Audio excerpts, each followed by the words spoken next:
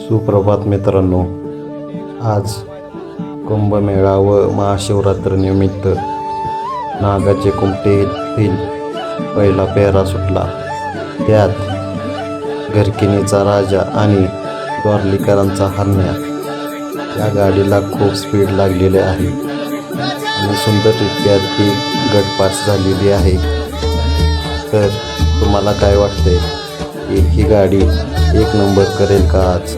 कारण गाडीला खूप स्पीड आहे. कमेंटमध्ये सांगा.